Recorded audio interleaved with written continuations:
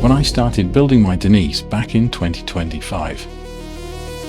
Little did I know that that was merely just the beginning.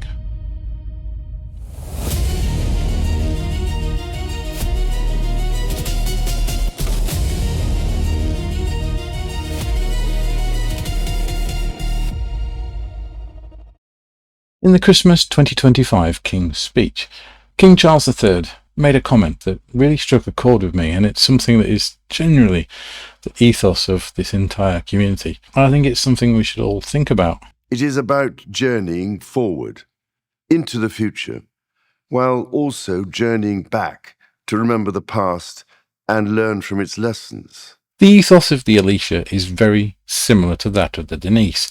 These are boards that allow you to resurrect an Amiga in a different form factor.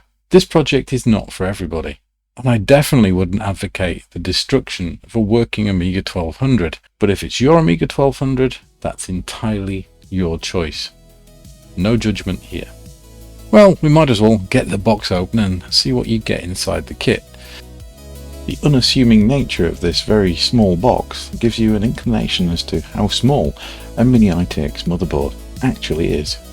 I'm going to carefully remove the OpenMe 2 that has stuck to the front of this box.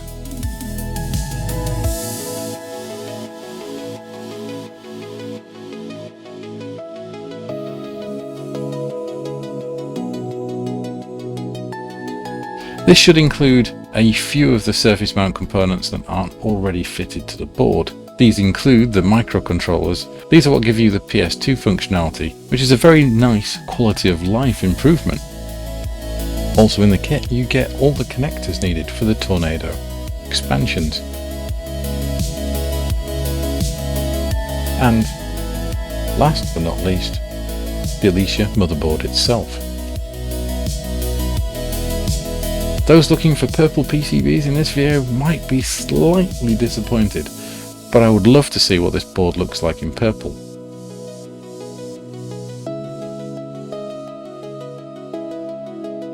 This Alicia 1200 badge isn't something that is provided with every Alicia. It's something that Shu has kindly donated to myself. The Amiga 1200 that provided the chipset for this build was from a particularly damaged Amiga 1200, one I intended to do a re-Amiga on. Basically the board was cracked internally and the PCMC slot was all but smashed off the board. I managed to verify the chipset by bending the board in the right place to get it to make contacts enough to show that the chipset was worth saving. But its chipset will live on inside this Alicia. This case is the one that everybody else has used, and that really wouldn't be me. But the best thing we can do at this point is get started.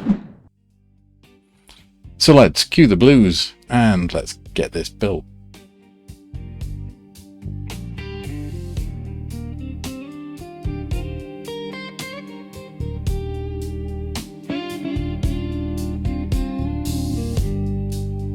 I'll be starting out with the smaller surface mount components because these are fairly easy to fit, and that gives me the opportunity to tune in my soldering iron, make sure the temperatures are right, get a feel for how much heat the ground plane is soaking away. Getting all that dialed in on the smaller components means that everything else should go fairly smoothly.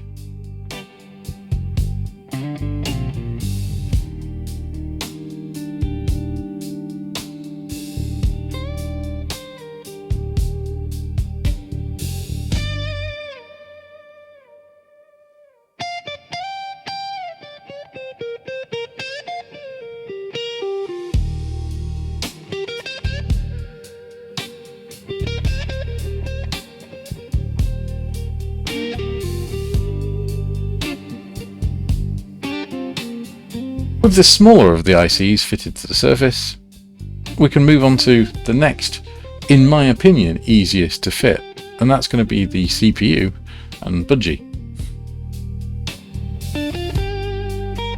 They're flat, quite fine-pitched pins, but these are really easy to drag solder. The hard bit is getting them aligned in the first place.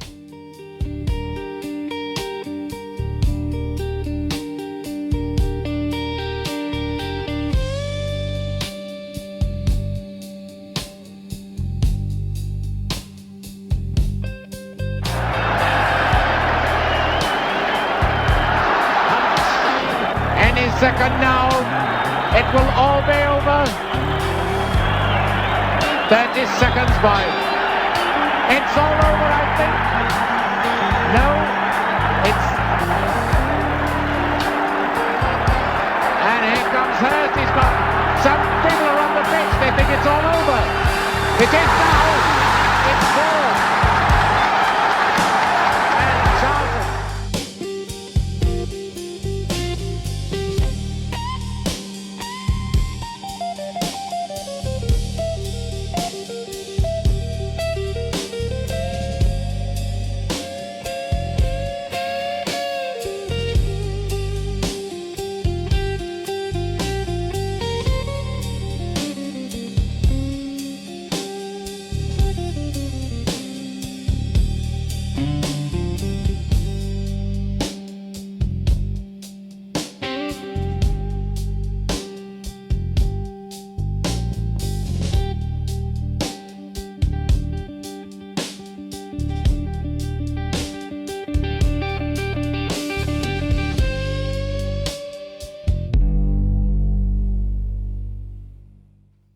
In contrast to the easiest components, I consider the RAM to be the most painful.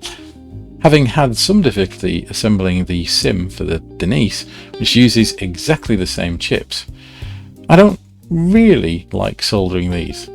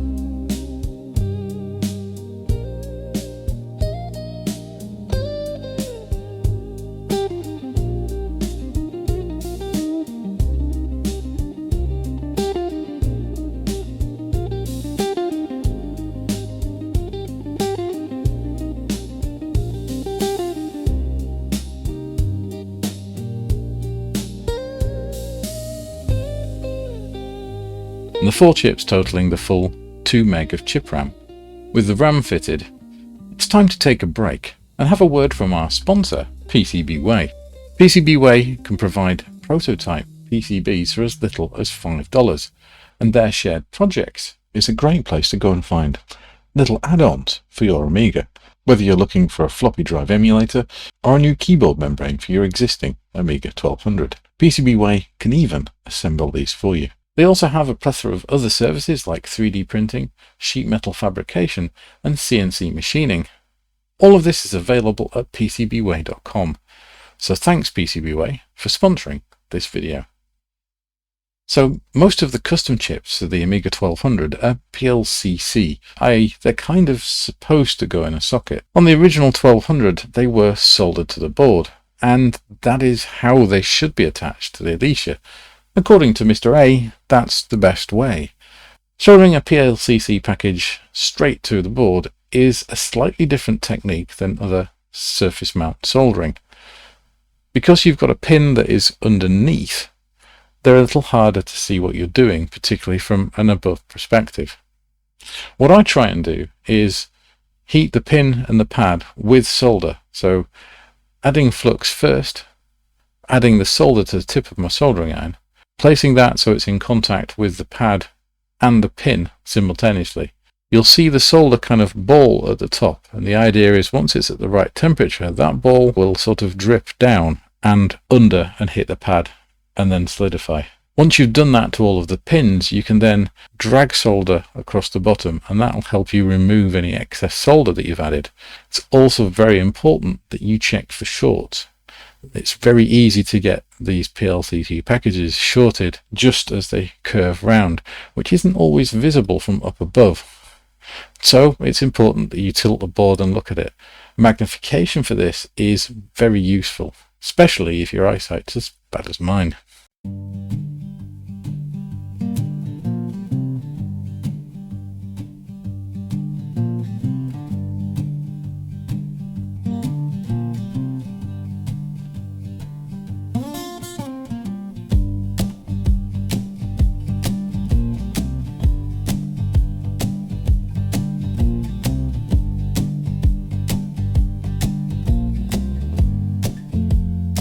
So once I've got all the custom chips on, and believe me, this is probably the longest part of the build, there's just the through-hole components and connectors.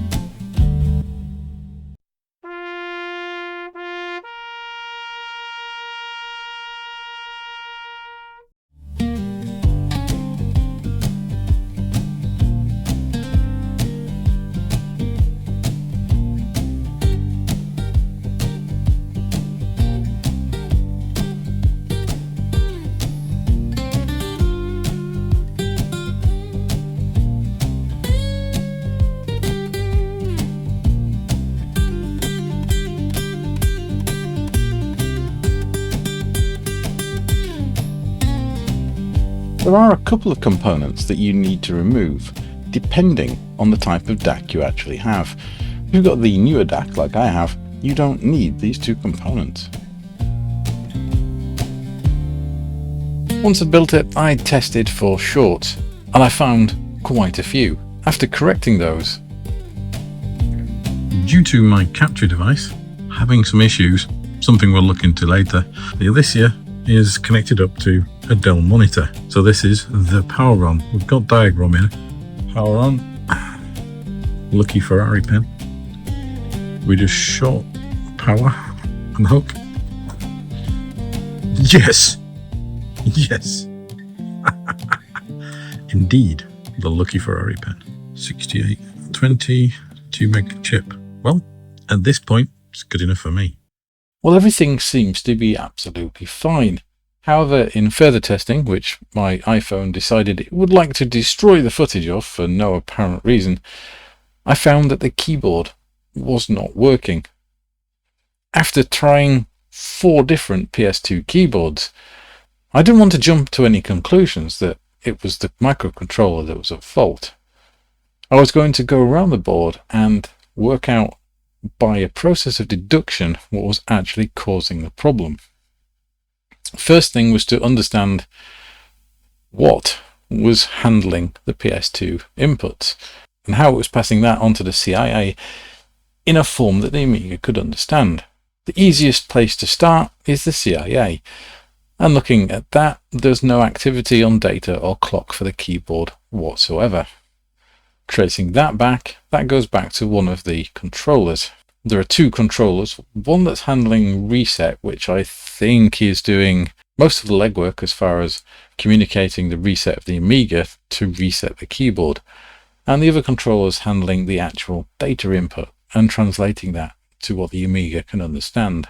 Probing these pins during restart, all I can see is the clock is running, so that means that the keyboard has power. And I can also see that data is held low. That is particularly odd. Observing it during the reset cycle, what you should see is the clock momentarily go low and the data line go high for at least 100 milliseconds.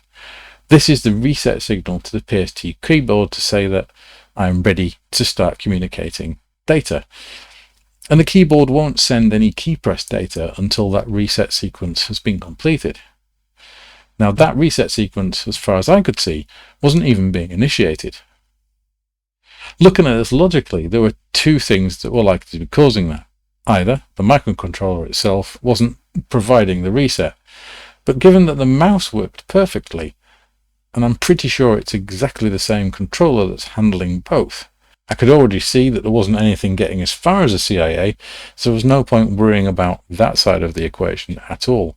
Looking at the data pin then, which is pulled down to ground, with everything disconnected, it was still pulled down to ground. In fact, it was a dead short to ground. Looking at the resistance of that short throughout the board, the resistance got slightly less the closer to the connector I got. So the most logical course of action was to remove the PS2 connector. That includes the VGA connector, so there's considerably more pins and more complexity in unsoldering this. When I removed the connector, to my surprise, one of the ground mounting pins was bent over backwards and was just long enough to reach the pad on the data pin, shorting it to ground. But in this process, I'd realized that in fact I'd fitted the Tornado 2 connector the wrong way round. I'd convinced myself that this connector would only fit one way, and therefore there was no way I'd be able to get it on back to front. However, in that process I did manage to chip the very edge of the PCB. I'm not sure when I've managed to do that or how, but it happened. And there are two traces that run right along the edge of the PCB, both of which were broken.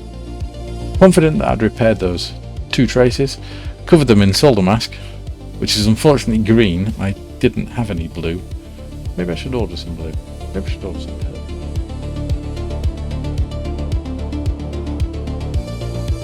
Initially starting with 3.1 ROMs and then switching to 3.2, which is what I'm planning to run going forwards. This is basically just a stock Amiga 1200 with no floppy drive and no hard drive at the moment. But it's in a state where we can get it mounted in the case I'm pretty sure it's going to stay in. And that's this Mac Pro-esque copy type case. Very much in a similar theme to the Denise case, which was very Mac Mini. This is more Mac Pro.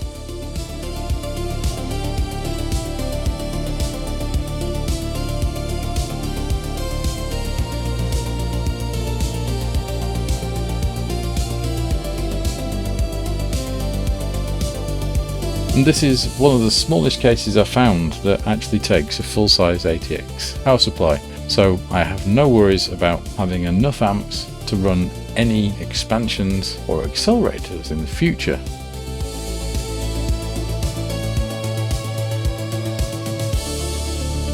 There's also a lot of space, which I'm pretty sure we can utilize somehow, but that's going to be a topic for another video.